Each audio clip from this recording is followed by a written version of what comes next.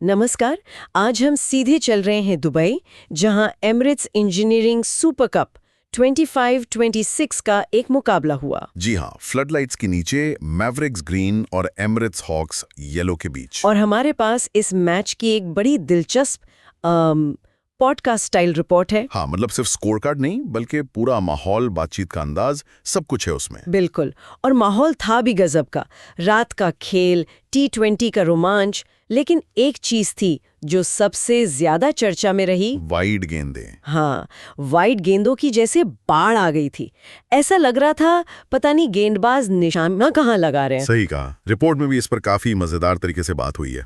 तो आज हम इसी रिपोर्ट के सहारे इस मैच को परत दर परत खोलेंगे। हाँ, देखेंगे कि कौन चला कौन नहीं चला, मैच में क्या खास मोड़ आए, और सबसे जरूरी, ये वाइड गेंदों का जो अजीब सा सिलसिला था वो क्या था। क्यों ये मैच इतना यादगार बन गया। चलिए शुरू करते हैं। ठीक है, तो पहले बात करते हैं मैवरिक्स की पारी की। उन्होंने टॉस हारकर पहले बल्लेबाजी की। मैवरिक्स ने बनाए 20 ओवर में 146 रन 4 विकेट पर। रन रेट हुआ 7.5 का। आजकल के हिसाब से बहुत ज्यादा तो नहीं। बहुत विस्फोटक स्कोर तो नहीं कहेंगे इसे, पर हाँ, एक ऐसा टोटल था जिस पर लड़ाई हो सकती थी, मतलब डिफेंड किया जा सकता था शायद। इस पारी को संभाला कप्तान मिन्हाज खान ने। रिपोर्ट में बड़ा अच्छा लिखा है उनके बारे में। क्या लिखा है? कि उन्होंने 53 गेंदों पर 41 रन बनाकर पारी को ऐसे जोड़ा जैसे जैसे कोई टूटी चीज डक टेप से चिपका दियो। अच्छा, मतलब पारी संभाली तो, पर रन बहुत तेजी से नहीं बनाए। हाँ, स्ट्राइक रेट 77 के करीब ही था। T20 में ये थोड़ा धीमा माना जाता है ना। बिल्कुल धीमा है, मतलब एक एंकर रोल निभाया उन्होंने, पर सवाल ये उठता है कि क्या इससे टीम के कुछ रन कम रह गए, खासकर जब विकेट गिरे नहीं थे ज्यादा। हाँ, ये सोचने वाली बात है। हो सकता है पिच मुश्किल हो, या फिर हॉक्स की गेंदबाजी अच्छी हो रही हो। गेंदबाजी ठीक थी कह सकते हैं, लेकिन अगर वाइड गेंदों को हटा दे तो उसमें हम आएंगे। मिन्हास की पारी धीमी थी, ये तो मानना पड़ेगा। उनका साथ फिर सादेर अली ने दिया, जो आखिर तक नॉट आउट रहे। 34 गेंदों में 40 रन। उनकी पारी थोड़ी बेहतर लग रही थी। हाँ, सादर अली का अंत तक टिके रहना मैवरिक्स के लिए जरूरी था। उन्होंने रन गति बढ़ाने की कोशिश की, खासकर मिन्हास के जाने के बाद। वो अहम थे। अगर वो भी चले जाते तो शायद 130-135 तक ही सिमट जाते। उनका योगदान महत्वपूर्ण था। और आखिर में टिटो कुरियन ने भी छोटी पर तेज पारी खेली। 9 गेंद में 14 रन 3 चौके। हाँ, वो कैमियो जिसे कहते हैं वो काम कर गया। स्कोर को 146 तक ले जाने में मदद मिली उससे।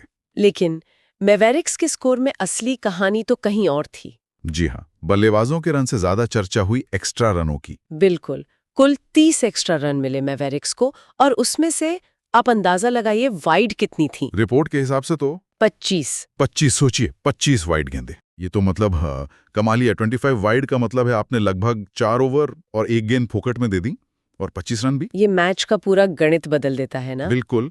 146 सुनने में ठीक लगता है, पर जब आप जानते हैं कि उसमें से 30 रन यानी करीब 20% बिना बैट से लगे आए हैं, जिसमें 25 सिर्फ वाइड से। हाँ, तो बल्लेबाजों ने असल में 116 रन ही बनाए। ये देखने का नजरिया बदल देता है। रिपोर्ट में मजाक भी किया इस पर। लिखा है कि अंपायरों को तो ओवरटाइम मांग लेना चाहिए था। इतनी वाइड कौन फेंकता है भाई। सही बात है।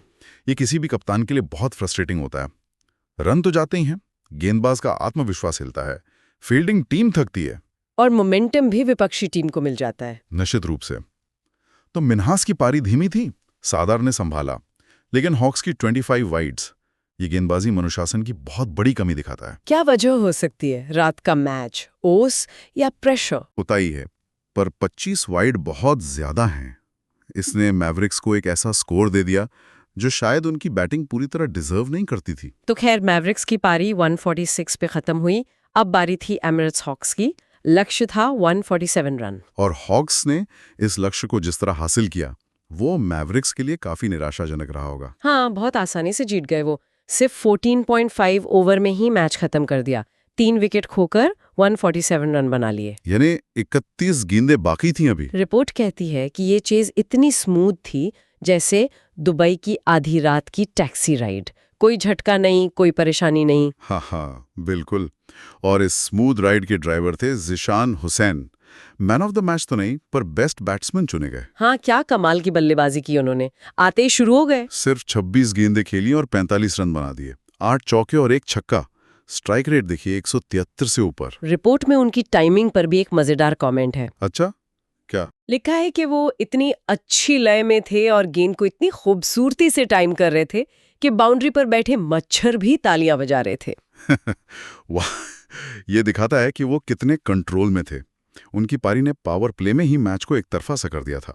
मैवरिक्स के गेंदबाजों को तो मौका ही नहीं मिला वापसी का। हाँ, हालांकि उनके कप्तान नदीम भट्टी जल्दी आउट हो गए थे 1 रन पर। टिटो कोरियन ने बोल किया उन्हें। लेकिन हॉक्स पर उसका कोई असर नहीं दिखा। जीशान एक तरफ से मार रहे थे और उनके जाने के बाद आए आमिर सरफराज और वो इस मैच के असली हीरो निकले, प्लेयर ऑफ द मैच। जी, नाबाद 35 रन बनाए सिर्फ 25 गेंदों पर 6 चौकों के साथ। उन्होंने सुनिश्चित किया कि कोई और विकेट ना गिरे और रन रेट भी बना रहे। और सिर्फ बल्ले से नहीं, गेंद से भी उनका योगदान था। हाँ, ये बताना जरूरी है। उन्होंने गेंदबाजी भी अच्छी की थी। बिल्कुल, 3 ओवर में सिर्फ 23 रन दिए और मैवरिक्स के कप्तान मिन्हास खान का बड़ा विकेट लिया था। वो मिन्हास जो पारी को संभाले हुए थे। तो ये ऑलराउंड परफॉर्मेंस थे, पहले विकेट लेना, फिर नॉट आउट रहकर मैच जताना। जी, इसीलिए वो प्लेयर ऑफ द मैच बने। उनका प्रदर्शन निर्णायक था। उनके साथ फिर हारून खान भी टिके रहे। 22 गेंद पर 28 नॉट आउट, उन्होंने भी अच्छे से साथ निभाया। तो हॉक्स की रणनीति साफ थी, अटैकिंग क्रिकेट खेलो, जल्दी मैच खत्म करो। जिशांक ने वो तूफानी शुरुआत दी और फिर आमिर और हारून ने समझदारी से उसे अंजाम तक पहुंचाया। बिल्कुल, लेकिन कहानियां खत्म नहीं हुई। एक ट्विस्ट अभी बाकी था, या कहें कि वही पुरानी कहानी फिर से दोहराई गई। हाँ, हॉक्स की पारी के दौरान भी वाइड गेंदों की बारिश जारी रही, इस बार मैवरिक्स की तरफ से। उन्होंने कुल 27 एक्स्ट्रा रन दिए और उसमें से वाइड कितनी थी? फिर से वही आंकड़ा, 25 वाइड। ये तो अविश्वसनीय है। मतलब पहली पारी में 25 वाइड, दूसरी पारी में भी 25 वाइड। हाँ, एक ही मैच में दोनों टीमों ने मिलकर 50 वाइड फेंक दी। ये मैंने पहले कभी सुना नहीं। T20 मैच में 50 वाइड, ये बहुत ही असामान्य है, बहुत ज्यादा। तो हॉक्स जीते जरूर, और आसानी से जीते। उनकी बैटिंग शानदार थी। जिशान की पारी, आमिर का ऑलराउंड खेल, हाँ, वो सब बेहतरीन था। लेकिन इस मैच की कहानी बिना वाइड गेंदों के जिक्र के पूरी हो ही नहीं सकती। तो अगर हम इसे बड़े नजरिए से देखें, हॉक्स जीत तो गए, पर क्या ये 25 वाइड उनके लिए चिंता का सबब नहीं होनी चाहिए आगे के लिए? बिल्कुल होनी चाहिए। जीत कई बार कमियों को छुपा देती है, लेकिन 25 वाइड देना किसी भी गेंदबाजी अटैक के लिए अच्छा संकेत नहीं है। उन्हें इस पर ध्यान देना होगा। और मैवरिक्स, वो तो मैच हार गए। उनके लिए तो ये डबल झटका है। बैटिंग भी उतनी खास नहीं चली और गेंदबाजी में इतना अनुशासनहीन था। उनके लिए तो ये बहुत बड़ा सिरदर्द है। 25 वाइड फेंक कर आप कोई भी स्कोर डिफेंड नहीं कर सकते, खासकर T20 में। उन्हें अपनी लाइन और लेंथ पर बहुत काम करना पड़ेगा। तो चलिए अब इस मैच के सबसे अजीब, सबसे अनोखे पहलू पर आते हैं, ये वाइड का महासंग्राम। जी, जैसा हमने कहा, कुल 50 वाइड। रिपोर्ट में तो मजाक में 52 का भी जिक्र है। Hawks 25, Mavericks 25। T20 में जहां हर गेंद की अहमियत होती है, ये आंकड़ा मतलब दिमाग चकरा देता है। रिपोर्ट में जो मजेदार टिप्पणियां हैं वो भी कमाल की हैं। हाँ, जैसे वो एक टूर्नामेंट का नाम ही बदल देना चाहिए, एमिरेट्स इंजीनियरिंग सुपर कप की जगह सुपर वाइड कप। ये मजाक। बिल्कुल। और वो वाला कि बॉल बॉय ने फील्डर उनसे ज्यादा दौड़ लगाई होगी। सही बात है, गेंद बार बार विकेट कीपर के पीछे या वाइड लाइन के बाहर जा रही होगी, उसे ही भागना पड़ रहा होगा। और मेरा फेवरेट तो वो था कि अगर वाइड पर फ्रीक्वेंट फ्लायर माइल्स मिलते तो दोनों टीमें अगले मैच में बिजनेस क्लास में जाती। ये मजाक असल में दिखाता है कि सिचुएशन कितनी एक्स्ट्राऑर्डिनरी थी। हाँ, मजाक तो ठीक है, पर ये एक सीरियस इशू भी है। 50 वाइड क्यों? क्या वजह हो सकती है? आपने ओस का जिक्र किया था। हाँ, रात के मैचों में दुबई में ओस तो होती है, गेंद गीली हो जाती है, फिसलती हाथ से, तो ग्रिप बनाना मुश्किल होता है, स्पिनर्स के लिए भी, पेसर्स के लिए भी। ये एक बड़ा कारण हो सकता है। बिल्कुल। और क्या हो सकता है? प्रेशर। हाँ, सुपर कप का मैच था, दबाव तो होता ही है। हो सकता है गेंदबाज दबाव में बिखर गए हों, अपनी लाइन लेंथ भूल गए हों, या फिर कोई तकनीकी दिक्कत एक्शन में या रन अप में। ये भी मुमकिन है। कुछ गेंदबाज शायद अपनी लय में नहीं थे। या फिर एक और बात हो सकती है। क्या बल्लेबाज क्रीज में बहुत ज्यादा शफल कर रहे थे, हिलडुल रहे थे, गेंदबाज को कंफ्यूज करने के लिए? हाँ, ये भी करते हैं बल्लेबाज, लेकिन क्या उससे इतनी वाइड हो सकती हैं 50? नहीं, सिर्फ उससे तो नहीं। अनुभवी गेंदबाज इससे निपट लेते हैं। मुझे लगता है ये कई चीजों का मिश्रण था। हालात यानी ओस, दबाव और शायद अनुशासन की कमी भी। इससे एक बड़ा सवाल खड़ा होता है, क्या ये बस इसी एक मैच की बात थी?